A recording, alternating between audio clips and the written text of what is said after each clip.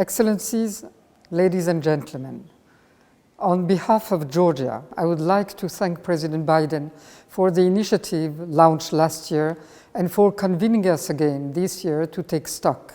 When more than ever, democracy needs to be defended, consolidated and energized. We have already last year taken note of the significant challenges facing equally long-established democracies and those in the process of constructing democratic institutions.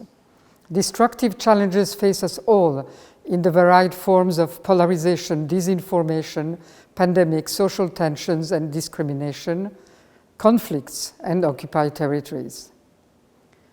These challenges, fueled from within or from outside our borders, ultimately end up eroding people's trust in their governments, institutions, and in democracy itself. However, none of us had realized that the world would be confronted to an ever more direct, brutal, and all-out challenge in the form of Russia's military invasion of the Ukraine, causing unimaginable destruction, suffering, human loss, and human rights deprivation. The war against Ukraine is indeed a war against democracy, freedom, and human dignity. And the consequences of unchecked authoritarian regimes with ancient and long-lasting imperialist ambitions appear here. A reminder that democracies need to be strong inside, it is supported by united civil society and united on the international scene to defend the long-held principles of international law. When we convene today, in even more difficult times, we have to reaffirm our unwavering support to our common values, our solidarity, and deliver on our commitments.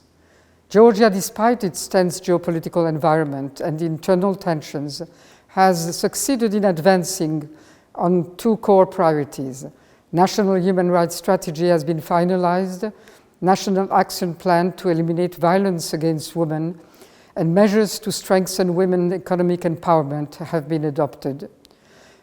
Election reform has been adopted. Nonetheless, another of our set priorities to further judicial reform through an inclusive process has yet to gather momentum. While these changes were part of Georgia's declared commitments and have been tackled through new laws or action plans, a major progress has been achieved by the Georgian people itself, demonstrating on the street of Tbilisi against any attempt to restrict the rights of civil society and showing their fierce attachment to the democratic principles that have inspired and inspire our country on its European integration path.